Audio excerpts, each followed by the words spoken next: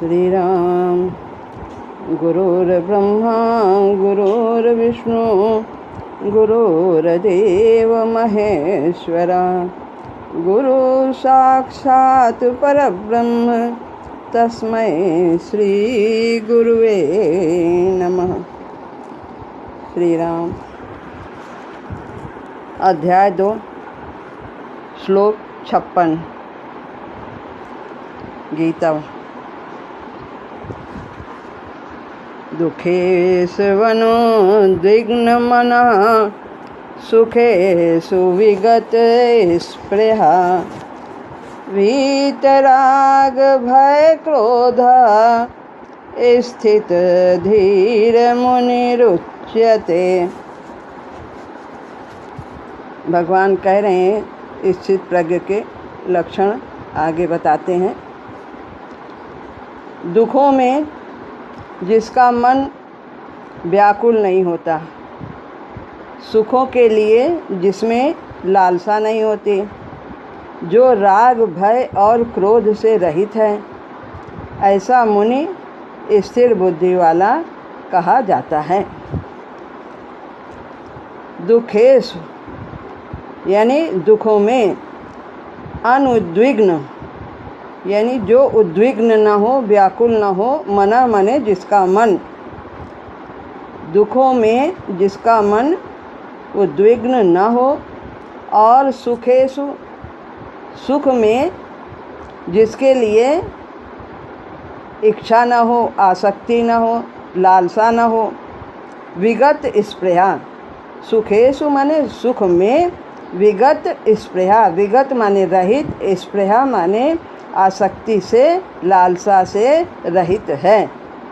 दुख में जिसका मन अनुद्विग्न हो, और सुख में जिस सुख के लिए जिसके मन में लालसा न हो। वीत राग भय क्रोधः। वीत माने मुक्त यानी रहित, किससे? राग से, भय से और क्रोध से। जो वीत राग भय क्रोधा, वीत माने मुक्त है राग भय और क्रोध से। स्थित धीर मुनि रुच्यते। वही स्थित यानी स्थिर, धीर माने बुद्धि वाला, मुनि रुच्यते, उच्यते मुनि, उच्यते यानी मुनि कहा जाता है। वही स्थिर बुद्धि वाला मुनि कहा जाता है। ऐसा मननशील व्यक्ति स्थिर बुद्धि वाला कहा जाता है। भगवान कहते हैं दुखों में एक दुख नहीं है, अनेक दुख आते हैं।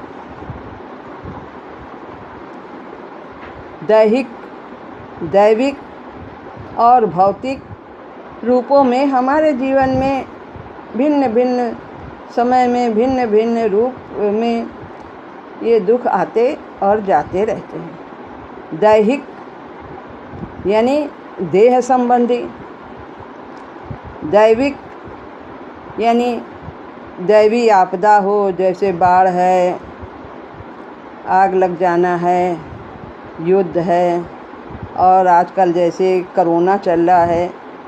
ये सब पूरे संसार में सब लोग त्राही कर रहे हैं। ऐसी महामारी आई है जिसका अभी कोई इलाज भी नहीं है। तो ये दैविक है। और भौतिक यानी कि धन संबंधी, मान सम्मान आदि, ये भौतिक अभाव के जो स्थितियाँ आती हैं, गरीबी आदि, इस तरह की परेशानियाँ, सामग्री हमारे पास नहीं है, हम अभावग्रस्त हैं, तो ये भौतिक ताप होते हैं।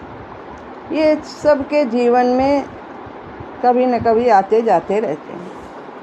तो इन दुखों में जो परेशान नहीं होता, उद्विग्न नहीं होता,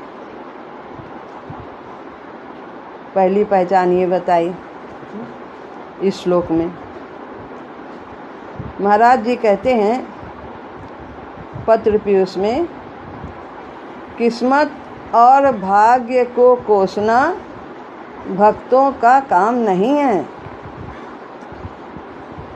वो तो भगवान उसे जिस परिस्थिति में रखते हैं उसी में वो संतुष्ट रहता है। वो ऐसा भक्त, ऐसा व्यक्ति जिसकी उच्च चेतना जागृत हुई है, वह भगवान के भजन में, भगवान के जनों की सेवा करने में, अपने को निर्मल करने में ही खुश रहता है, इसी में संतुष्ट रहता है। यही वो चाहता है। वो अपने शारीरिक कष्ट और धन की कमी के लिए कभी भगवान से प्रार्थना नहीं करता। ऐसी बुद्धि आते ही महाराज जी कहते हैं कि उसके कष्ट स्वतः ही निवृत्त हो जाया करते हैं। तो दुख में जो परेशान नहीं होता, व्याकुल नहीं होता, उद्विग्न नहीं होता, यह स्थित प्रज्ञ व्यक्ति के लक्षण हैं। और सुख में जिसकी आसक्ति नहीं, सुख आ गया, अनुकूल परिस्थिति आ गई, जन्म हो गया, शादी हुई, स्वस्थ हैं, मान हुआ, संयोग आ गया, ये सब जो अनुकूलताएं आती हैं, और ये दिन रात की तरह आती जाती है। अनुकूलता के बाद प्रतिकूलता, प्रतिकूलता अनुकूलता चलता रहता है। जानता है मात्रा स्पर्शा कौंतो शीतोष्ण सुख दुख दा आगमा पाइनो अनित्या तांस तितिक्षस्व भारत। इसको सहन करना होता है, एक सीमा तक सहन करना होता है। जब तक हमारी चेतना उच्च स्तर पर नहीं पहुंचती है तब तक हमें इन्हें सहन करना होता है। और फिर जब वो उच्च स्तर पर पहुंच जाती है आनंदमय कोश में, विज्ञानमय कोश में, तो फिर हम इनसे हम प्रभावित ही नहीं होते। तो सुख में जिसकी आसक्ति नहीं है, अनुकूलता के आने का स्वागत नहीं करता, भोज नहीं करता, ढोल नहीं बजाता, तो इस प्रकार की स्थिति उसकी होती है। वो दोनों स्थितियों में सम रहता है। स्थित प्रज्ञ व्यक्ति ऐसा नहीं है कि उसे भान ही नहीं होता। कुछ ऐसे व्यक्ति हैं जो संसार में इतने दुख आते हैं और उन दुखों की चोट खा खा करके वो पत्थर से हो जाते हैं, कठोर हृदय हो जाते हैं। फिर उन्हें सुख के भी प्रतीत करने की योग्यता उनमें नहीं रह जाती, वो उन्हें भी नहीं अनुभव कर पाते हैं। तो इस प्रकार का उनका हृदय नहीं होता है। वो दोनों परिस्थितियों को जानते हैं कि अब सुख आया, अब दुख आया, जान सकता है, लेकिन वो प्रभावित नहीं होता। क्यों? क्योंकि वो भली प्रकार से जानता है कि इनसे क्या लाभ है, हम इनका किस प्रकार से सदुपयोग कर सकते हैं। वो उन परिस्थितियों से होने वाली हानि और लाभ दोनों को जानता है, लेकिन वह विचलित नहीं होता। तो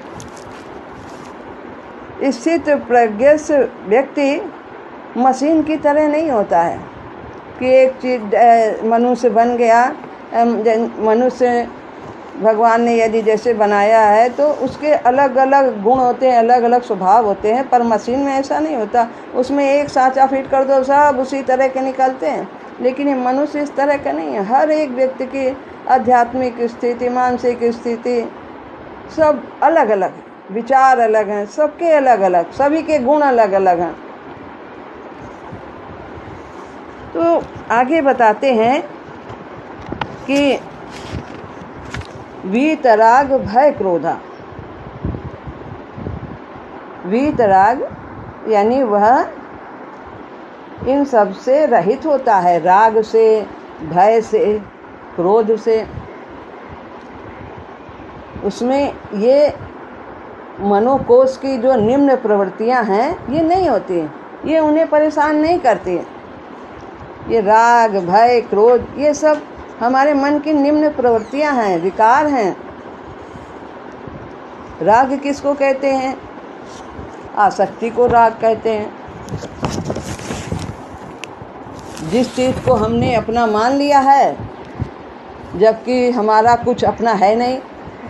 तन धन सुत तेरा प्रभु पर प्रसाद कहि मोर, और तिनका संग न जाए पर स्वामी मान ही चोर। अपने को स्वामी मान लेता है, सब मेरा सब मेरा, और उससे आसक्ति हो जाती कि ये कभी जाए ना, कभी जाए ना, सब ऐसा ही बना रहे, ये सब मेरा है।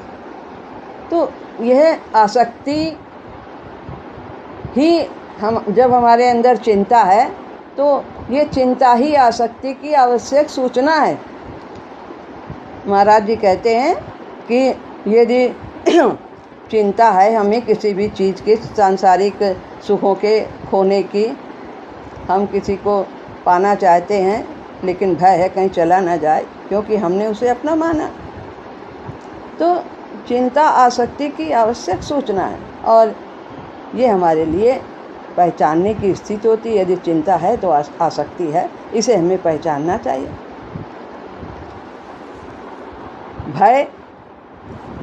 भय यद्यपि कुछ हमारा नहीं है, जो कुछ संसार में है सब छूटने के लिए है, जानते हैं, फिर भी चाहते हैं कि ये रहे ही। देखते हैं सब जा रहे हैं, सब कुछ क्षीण हो रहा है, सब शरीर भी, तन भी, धन भी, सब जाने वाला जाएगा, लेकिन फिर भी आसक्ति है, इसलिए वह जाने का भय बना रहता है।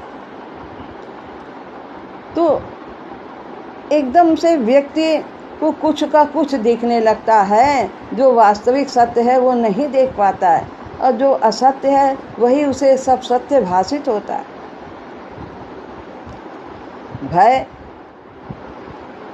भय भी व्यक्ति की मति को डोला देता है। भय यही है भय।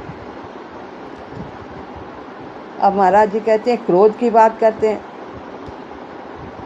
व्यक्ति क्रोध में अंधा हो जाता है, आँख खुली होते हुए भी उसे कुछ समझ ही में नहीं आता है क्या करना चाहिए क्या नहीं करना चाहिए। पूरा शरीर उसका कांप जाता है क्रोध की स्थिति में, ओंठ फड़कते हैं, आंखें लाल हो जाती हैं और क्या से क्या कर दे।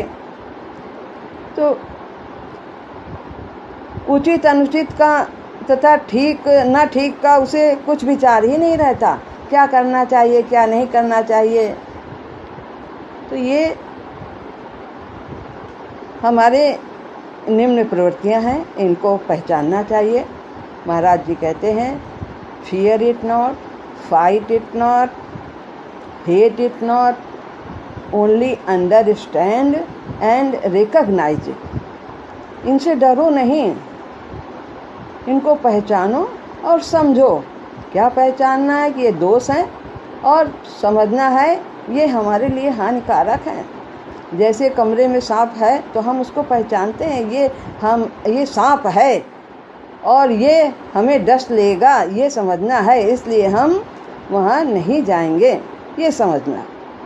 इसी प्रकार ये हमारे जीवन में घातक हैं, इनको हमें पहचानना, ये अपने आप चले जाएंगे। जैसे चोर से नज़र मिलते ही चोर जो है उसकी शक्ति खत्म हो जाती है, वो अपने आप भाग जाता है। नज़र मिल जाए बस मालिक ने हमें देख लिया, भाग जाए। तो क्या करना चाहिए और बताते हैं कि स्थित धीर मुनि रुच्यते। ऐसा मननशील व्यक्ति जिसकी चेतना जागृत हो गई है, ऊंचे स्तर पर पहुंच गई है, वह कर्मयोग का सहारा लेकर के वह दृढ़ संकल्प करता है, विचार करता है, अपनी बुद्धि का थोड़ा इस्तेमाल करता है। सांख्य योग में तो बहुत इस्तेमाल करना होता है, बुद्धि ही प्रधान है, लेकिन कर्म योग में बुद्धि का थोड़ा सहारा लेना होता है, दृढ़ संकल्प करना होता है। चाचा जी कहते हैं कि दृढ़ संकल्प करो, आत्मनिरीक्षण करो, मनन करो और भगवान से प्रार्थना करो, राम नाम का जाप करो और अपने अवगुणों को जो हमें समझ में आ रहे हैं उन्हें भगवान के सम्मुख रखते जाना है।